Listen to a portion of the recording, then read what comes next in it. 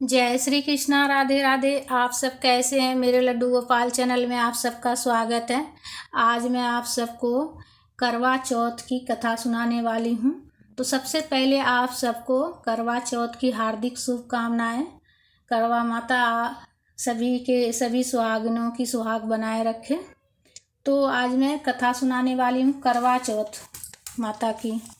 तो जिसे सुनने से करवा माता की आशीर्वाद प्राप्त होती है और पति की लंबी आयु होती है। तो कथा इस प्रकार से है।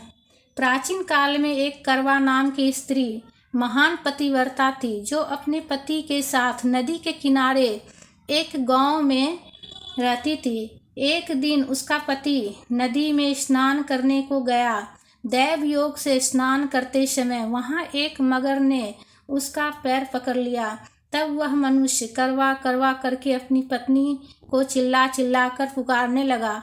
अपने पति की आवाज़ को सुनकर उसकी पतिव्रता स्त्री करवा भागी हुई चली आई और उस पतिव्रता ने आते ही मगर को कच्चे सूत के धागे से बांध दिया।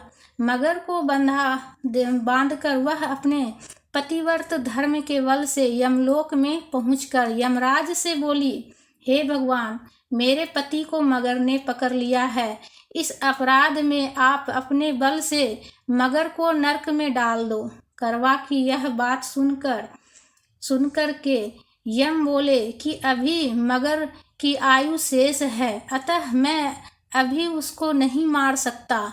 यमराज की बात सुनकर करवा बोली, यदि आप ऐसा नहीं करोगे तो आपको श्राप देकर नष्ट कर दूंगी।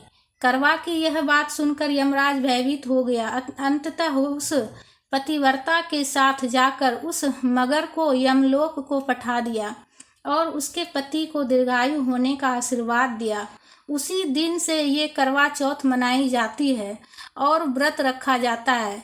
हे करवा माता, जैसे तुमने अपने पति की रक्षा की, ऐसे ही सबके पतियों की रक्षा करना। करवा माता की जय। तो इस तरह से कथा पूर्ण हुआ। कथा पढ़ने के बाद हाथ में जो बाजरा लेकर पढ़े थे, या फिर आप गेहूं भी लेकर पढ़ सकते हैं, तो उसे थोड़ा जल के लोटे में डालते जाना है। बीच बीच में कथा पढ़ते वक्त भी डाल सकते हैं या फिर लास्ट में भी आप डाल सकते हैं। और कुछ जो है ना, अपने आंचल में पल्लू में बांध कर रख लेना है, इसलिए कि जब चंद्रमा में रात में चंद्रदेव को जब अर्घ देंगे ना, चंद्रमा में जब अर्घ पड़ेगा तो उस समय इसे करवे में डालकर अर्घ दिया जाएगा। और ये जल को अगर आप दिन में कथा पढ़ते हैं, सुनते हैं, अगर पढ़ते हैं तो इस जल को सूर्य भगवान को चढ़ा देंगे।